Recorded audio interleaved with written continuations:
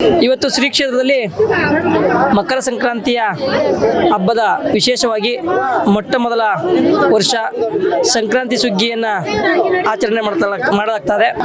ಆದರೆ ಇವತ್ತು ಈ ರೈತರ ಬಗ್ಗೆ ಈ ರೈತರಿಗೆ ಒಳ್ಳೆಯದಾಗಲಿ. ಯಾಕೆಂದರೆ ಈ ಸುಗ್ಗಿ ಮಾಡುವಂಥ ಸಂದರ್ಭ ಏನಪ್ಪ ಅಂದರೆ ವರ್ಷವೆಲ್ಲ ತಮ್ಮ ಬೇಸಾಯನ ಬಿತ್ತಿ ಎಲ್ಲ ಆದಮೇಲೆ ಏನು ದನ ಕರುಗಳೆಲ್ಲನೂ ಇವತ್ತು ಸಂಕ್ರಾಂತಿ ಹಬ್ಬದ ದಿನ ಅವು ಕೆಲಕ ಒಂದಿನ ರೆಸ್ಟ್ ಕೊಟ್ಟು ಅವಕ್ಕೊಂದು ಹಬ್ಬ ಮಾಡಿ ಅಲಂಕಾರ ಮಾಡಿ ರೈತರು ತಾವು ತಮ್ಮ ಬೆಳೆದಂಥ ಬೆಳೆಯನ್ನು ಒಂದು ಕಡೆ ಶೇಖರಣೆ ಮಾಡಿ ಅದಕ್ಕೆ ಒಂದು ಹಬ್ಬದ ವಾತಾವರಣ ಅಲಂಕಾರ ಮಾಡಿ ಸುಗ್ಗಿ ಮಾಡುವಂಥದ್ದು, ಸಿಹಿ ಪೊಂಗಲು ಖಾರ ಪೊಂಗಲ್ ಮಾಡಿ ಒಂದು ನೋಡುವಂಥ ಒಂದು ಸಂದರ್ಭ ಆಗೋದು, ಸವಿಯನ್ನು ಹಂಚ್ಕೊಳ್ಳುವಂಥ ಒಂದು ಸಂದರ್ಭ ಆಗೋದು. ಆದರೆ ಈ ಸುಗ್ಗಿಯ ಒಂದು ಸಂದರ್ಭ ಏನಪ್ಪ ಅಂದರೆ ರೈತರಿಗೆ ಒಂದು ಒಳ್ಳೆಯದಾಗಲಿ ಅನ್ನೋ ಒಂದು ಉದ್ದೇಶ.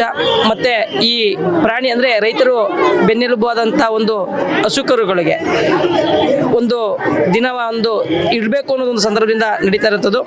ಆದ್ದರಿಂದ ಈ ಸಂಕ್ರಾಂತಿಯ ಸುಗ್ಗಿ ಎಂದು ರೈತರಿಗೆ, ಈ ನಾಡಿಗೆ ಎಲ್ರಿಗೂ ಒಳ್ಳೆಯದಾಗಲಿ ಅಂತ ಹಾರೈಸ್ತಾ ಆ ತಾಯಿ ನಾವು ಸುಧಾ ಪ್ರಾರ್ಥನೆ ಮಾಡ್ತೀವಿ.